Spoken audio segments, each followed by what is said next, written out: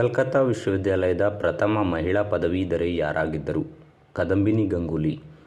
ಐತಿಹಾಸಿಕ ತತ್ವ ಹಿಸ್ಟಾರಿಸಿಸಂ ಎಂದರೇನು? ಐತಿಹಾಸಿಕ ಜ್ಞಾನದ ಸೂಕ್ತ ಬಳಕೆ. 19ನೇ ಶತಮಾನದ ಹಿಂದಿನ ಐತಿಹಾಸಿಕ ಕಾರ್ಯಗಳಲ್ಲಿನ ಮಹಾನ್ ದೋಷ ಯಾವುದಾಗಿತ್ತು? ತಾರ್ಕಿಕ ವಿಧಾನದ ಕೊರತೆ. ಋಗ್ವೇದವು ಹಲವಾರು ಪದರಗಳುಳ್ಳ ಏಕಶಿಲೆಯ ಬರಹವಾಗಿಲ್ಲ ಎಂದು ಸೂಚಿಸಿದ ವಿದ್ವಾಂಸರು ಯಾರೆಂದು ಕೆಳಗಿನ ಪಟ್ಟಿಯಿಂದ ಗುರುತಿಸಿ. ಓಲ್ಡೆನ್ಬರ್ಗ್, ಮೈಕೆಲ್ ವಿಟಿಲ್.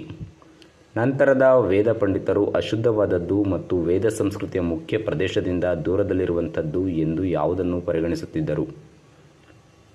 ಅಂಗ ವಂಗ. ಇಂಡೋ-ಪಾರ್ಥಿಯನ್ ರಾಜ ಗೊಂಡೋಫೇರ್ ಅಂದುಕೊಂಡ ಬಿರುದು ಯಾವುದು? ರಾಜಾತಿರಾಜ ಬಸಿಲಿಯೋಸ್ ಬಸಿಲಿಯಾನ್. ಅರ್ಥಶಾಸ್ತ್ರವು ರಾಜ್ಯದ ಅಂಶ ಅಥವಾ ಅಂಗವೆಂದು ಈ ಕೆಳಗಿನವುಗಳಲ್ಲಿ ಯಾವುದನ್ನು ಸೂಚಿಸುತ್ತದೆ? ಬಲ ಮತ್ತು ಮಿತ್ರ.